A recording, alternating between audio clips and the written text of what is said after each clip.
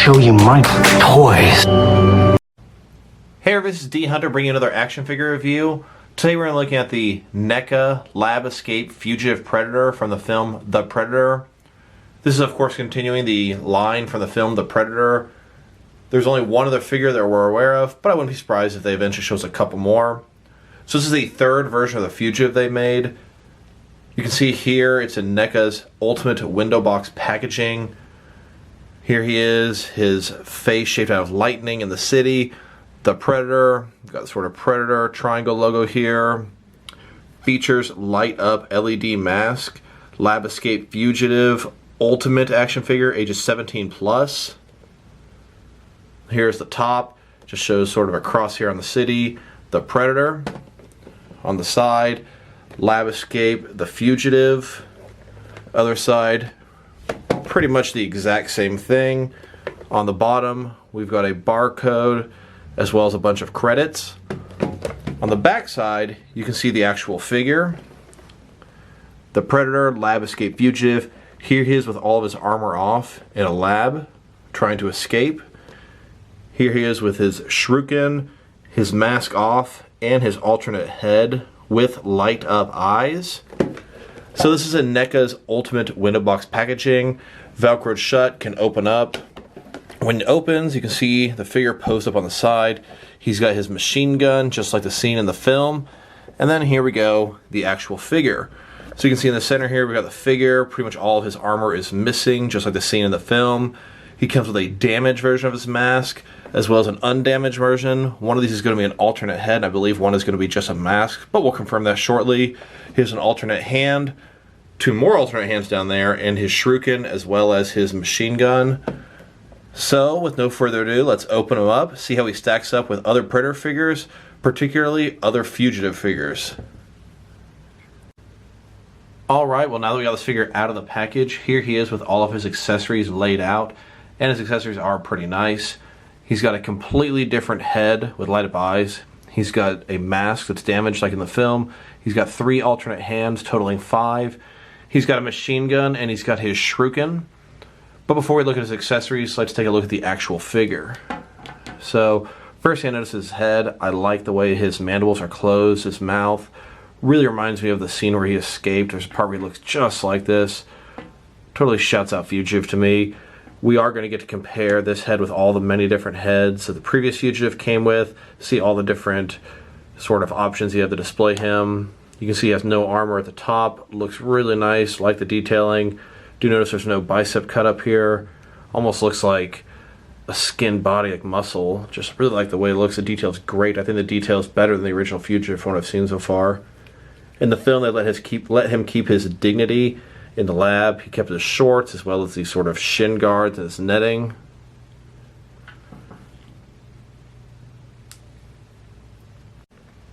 Now here he is with all of his removable parts detached, laying in front of him. Does come with quite a bit of customizable options. One thing I do want to point out is that his forearms come off, which I think is pretty cool because this figure by himself, that does absolutely nothing to enhance the figure. But if you bought the previously released Armored Fugitive, you could swap out the parts between the two figures. Pretty cool move on Neca's part. And then here he is with the previous release of the Fugitive. This is the Armored Fugitive, broken down as far as he can go with all of his removable parts detached. The reason I'm showing you this is I think it's pretty cool that you can interchange most of these parts. We've got 4 completely different heads as well as the mask. We've got tons of different hands, forearms, wrist gauntlets, all kind of stuff you can do to interchange these two figures. If you wanted to, you could probably even take the armor off this guy and put it onto this guy. I do think the Lab Escape Fugitive's body is a little bit nicer than the original Fugitive. One difference I noticed is he's got netting under here, whereas he does not. But I think it's really cool, all the different options they give you.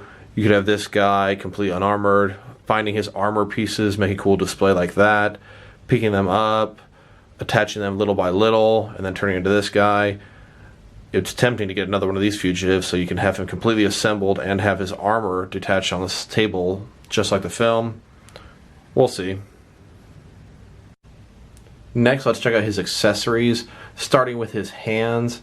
He does come with a total of 5 hands, 2 completely open, 2 fisted, and 1 able to hold something. perhaps a machine gun. And then here are the previously released Armored Fugitives hands and arms. I just want to see if they use the same sculpt for both the Lab Escape and the Armored Fugitive. So let's start with his forearms here. They do appear to be the same sculpt. I'm pretty much certain of it. Painted considerably differently though. I really think the Lab Escape paint job looks a lot nicer. Yeah, they definitely appear to be the exact same thing. And that's okay. Then his hands, both of them come with an open hand. Definitely identical sculpt. And really, why shouldn't they be? It's the same hand on the same character. Fisted hands, same deal. But boy, are they painted differently. Seems kind of odd. Then this guy came with a bonus open hand for holding something. This should be interchangeable with the Armored Fugitive in case you want to do it with him. I bet that is a re-release of a previously released open Predator hand if I were to guess. Here he is wearing his open hands, looking like he's getting ready to reach out and hug somebody. He can be his relaxed pose, arms at his side. He can be touching something or picking something up with those hands. And then here he is with his fisted hands, looking angry, like he's getting ready to punch somebody. Maybe he's challenging somebody. And then here he is with his semi-open hand, the hand that can hold a weapon. I think these two hands want to be my default hand. The right one to hold something and his left one completely open. And then here he is holding his gun, just like in the scene in the film where he was escaping the lab. As you can see here, he does utilize his trigger finger pretty nicely, stays in there very securely, and frankly, looks pretty good. And since we've already started to take a look at it, here's his gun, just like in the film. Nothing really spectacular about it. I mean, the sculpt is good, just completely solid black. Really kind of pain to get his trigger finger in and out of this trigger here. It is what it is, a Predator using a gun. They pulled it off pretty well in this film. One of the few things the film actually did well. Something we don't really want to see too often though. And then speaking of Predators with guns, Neca's made quite a bit of them in recent history. They've kind of done it to death, but they've done it well. The characters they chose are excellent. These two arcade figures makes perfect sense while they're using guns. Then of course we got the emissary from the deleted scene. We've got a second emissary coming out in the near future. Should be due out in less than a week. And of course, Lab Escape Fugitive using the gun, just like in the film. Not really something you want to see in a Predator film, but it made perfect sense the way they did it. He found a person, killed him, took his gun, shot another person, and just threw it to get to his gear. Thought it was pretty cool how he just discarded it, but he kind of knew what to do with it at the same time. Next, let's look at his shuriken or disc accessory. Now, for a franchise that seems to be trying to distance itself from the AVP films, this film completely embraced it, which I loved. They used the same kind of weaponry. They actually showed Grid's tail from AVP attached to a Predator weapon of some sort. Absolutely blew me away. I was so happy to have that little Easter egg cameo. While we're talking about the movie, let's just go ahead and throw it out there. The movie's not that great. The movie messes up in a lot of ways, fumbles. It has some redeemable aspects. The characters are not too bad. The comedy's okay. The action's pretty good. The overall plot and substance is a lot of garbage. But anything Predator-wise, the Fugitive and the Assassin both looked pretty good, and they acted pretty much like Predators in the film. Some of their motivations were screwed up, but watching them kill people and fight each other was pretty decent, except for the embarrassing Fugitive demise.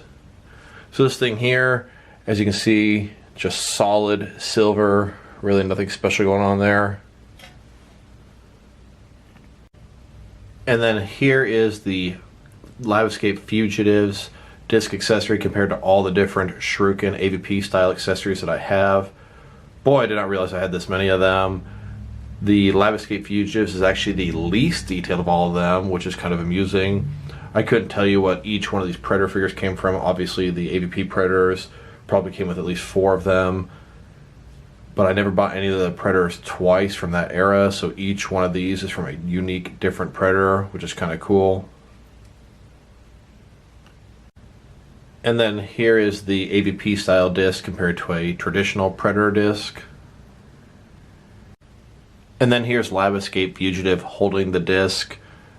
Now I must say, he never actually used this disc in the outfit this figure came in, so in my opinion, this accessory is to enhance the Fugitive Predator because he had all his armor on when he threw it inside of the back of the military vehicle. And this guy will give you the open hand, which you can presumably use as interchangeable with the Fugitive to make that happen. And just like I predicted, it sure does work with the Fugitive. I put the weapon holding hand onto him, he's holding the disc, looking pretty cool. I did give him one of these discs a long time ago upon his initial release, but this is even better. Next, let's check out his 2 heads and mask that he came with. So first off, here is his closed mouth, unmasked head. This is the one the figure came with default, and honestly, I think it looks great. You can definitely see just all that detail there. Looks really, really nice. Next, let's look at the mask that he came with. Now, I will say this is the mask from the beginning of the film that was taken from him. It was damaged presumably in the crash. Later, this mask ended up in the kid's possession. Fugitive tied into it using the mask he found in the lab, which is identical to this one. Apparently, his entire clan wears the same mask. And he used it to see what the other mask saw, located the kid, ended up tracking him down. I do wish we got the mask from the lab scene that's not damaged so I could recreate that case with all the alien artifacts, but this will be a great fill-in for now. So as you can see, looks pretty nice. You can see all that damage there. The detailing on the mask looks really, really good. Then on the inside of the mask, got a lot more detailing as well. Thought it was pretty cool when Rory put it on his face for Halloween. It's kind of dumb when he actually shot at that house, but kind of cool. Now, this is not the first time they've given us a Predator mask that doesn't actually fit on top of the face of a Predator. He's just sort of there for an accessory. At first, I was kind of annoyed they did that, and then I was like, you know what, it's actually pretty cool. As you can see, these two were in the case together in the film. This one has really no detail on the inside. This is the Jungle Hunter. This one, of course, does have plenty of detail on the inside. And then this one here is from the Enforcer. It also has a lot of detail on the inside. I always thought that was pretty cool.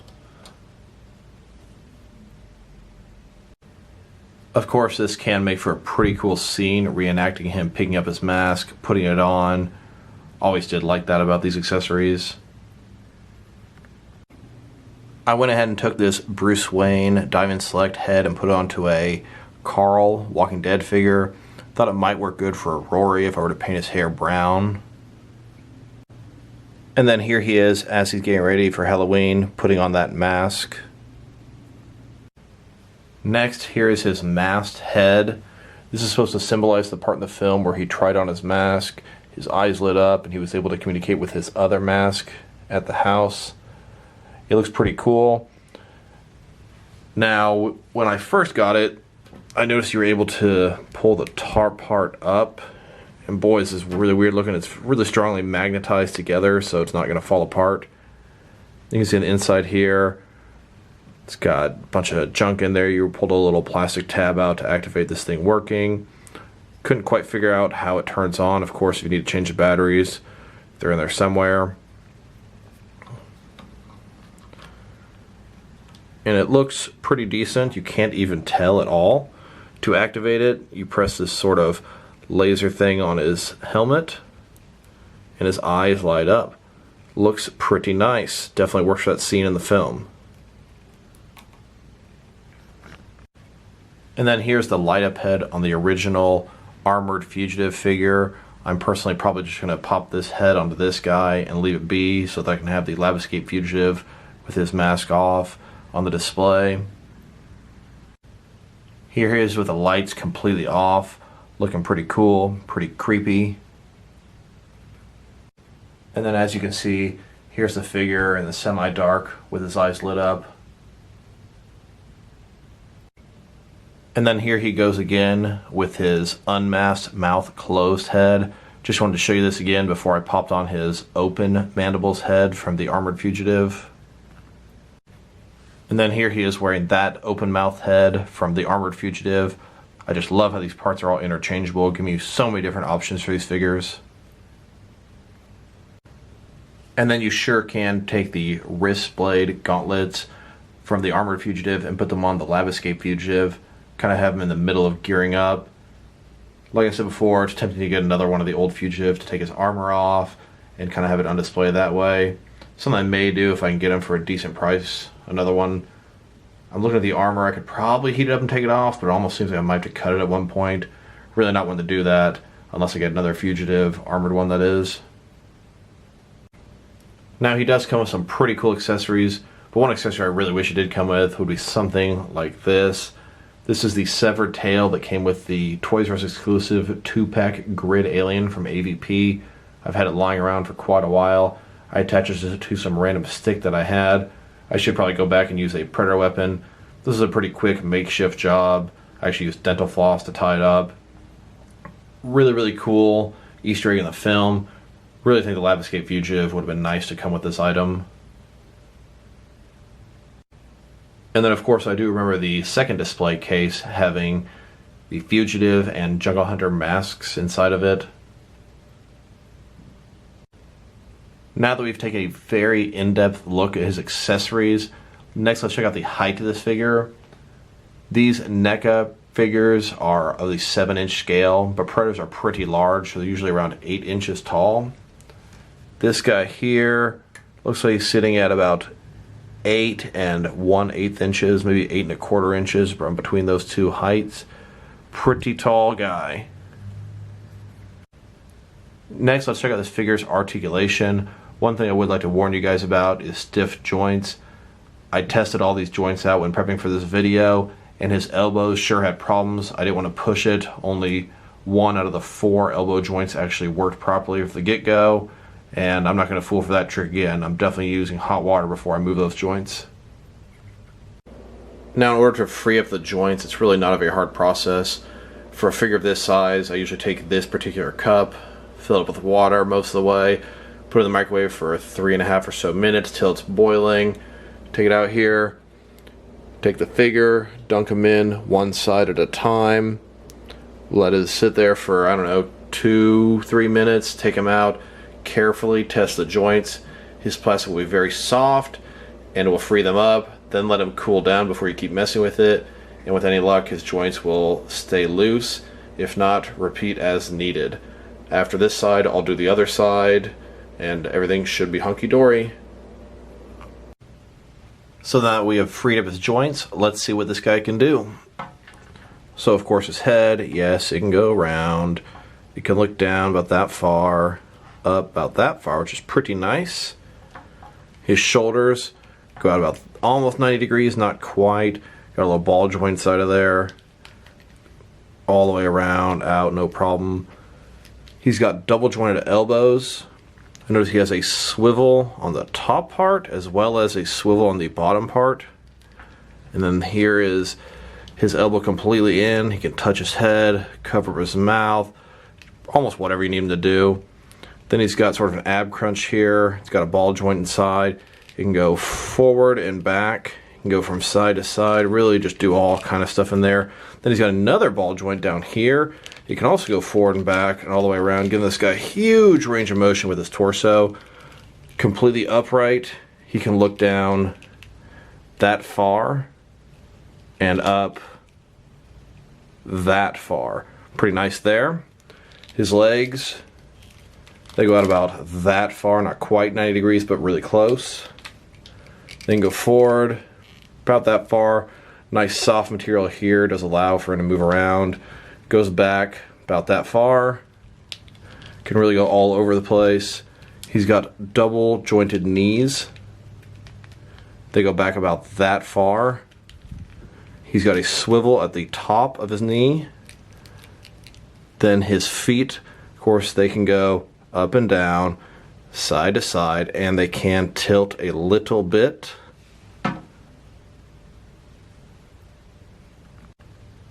Next, let's check this guy out compared to other action figures, starting with other figures from the movie The Predator.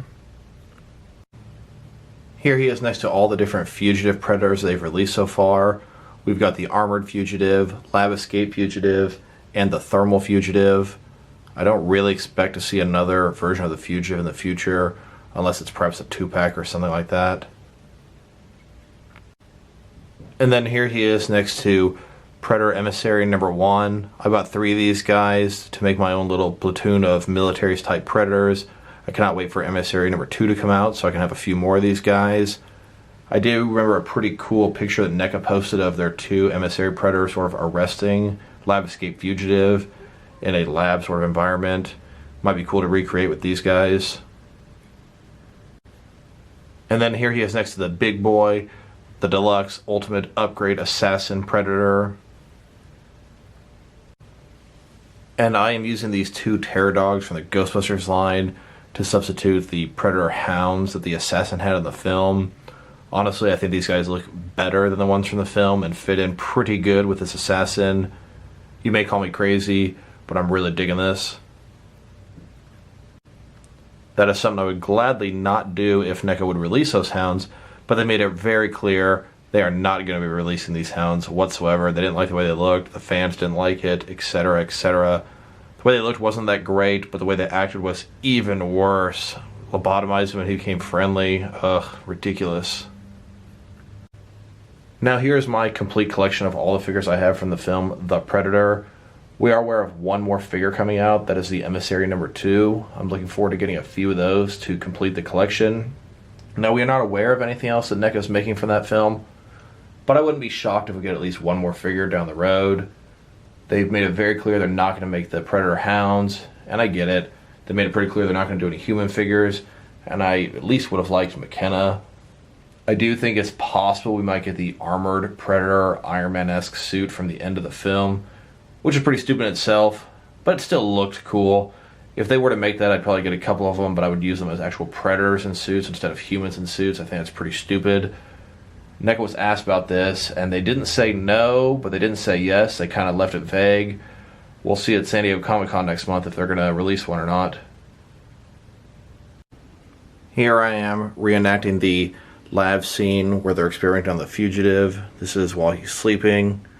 You can see they've got stuff on the table in the background, doing some experiments on Predator accessories, etc., etc.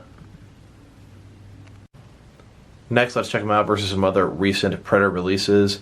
Here are 2 Ultimate releases. On the left, we've got the Golden Angel, and on the right, we've got the Ultimate Ahab. And then here he is next to Ultimate Bad Blood and Enforcer. This was an Ultimate 2-pack released in recent history. And then here he is next to the most recent Predator Wave. This is Series 18 of Predator figures. This is a non-Ultimate Wave, and these are fantastic figures. This is Hornhead, Broken Tusk, and Machiko. Now here he is compared to the most recent set of Predators they've released. These guys are from the Alien vs. Predator arcade game. This was not Series 19 of the Predator figures. We don't even know if they're going to make a Series 19 or what it's going to be. Neca has definitely said they're going to be steering away from traditional waves and going more so for Ultimates and one-offs, which is fine by me as long as they keep them coming. Next, I would like to check them out compared to various Predator figures from each one of the films. Starting with the first film, this is the Ultimate Jungle Hunter. And then here he is with the entire Lost Clan from Predator 2. And then here he is next to the figures from Alien vs. Predator. We've got Scar, Celtic, Chopper, and the Elder. And then here he is next to Wolf from Aliens vs. Predator Requiem. This is an older Neca figure, less articulated. Neca has promised to re-release him in Ultimate form, they said by the end of 2019, but I would personally expect it to be the first half of 2020. And then here he is next to the figures from the film Predators. We've got Falconer, Berserker, Tracker, and the Classic. And then, of course, here he is next to the 2 Predators from the film The Predator. Here he is next to a couple of Engineer figures from Prometheus. Here he is next to a couple of Ultimate Alien figures from the 1986 film Aliens. Here he is next to some various humans from Neca Alien and Predator line. And then here he is taking on Dutch and his extraction team from the first Predator film. I can't wait to eventually finish off the squad. We've got Billy, Dutch, Hawkins, Anna, and Dylan. And then here he is taking on a squad of Colonial Marines. So overall, I'm going to have to say he's a pretty solid figure. I like this guy a lot. His accessories are great. His light up mask is fantastic. His skin, his detail, his face with the closed mandibles, everything is just great about this guy. I'm going to go ahead and rate this guy an 8 out of 10. That's pretty crazy for a figure I didn't even feel like I needed. The Armored Fugitive is definitely my default from the film. I don't know what I rated him at the time, but I'll give him an 8 out of 10 as well. This guy here just delivered on something I didn't expect. So thank you guys for watching this review. This is D Hunter. If you like the video, press like below. If you have anything you want to say about the video, add to the comments. If you want to see additional action figure reviews from me, press subscribe. I believe the next figure that Neca is going to be releasing in the Predator line is Emissary number 2. Once again, this is D Hunter. Thank you guys for watching this video. I'll talk to you guys real soon.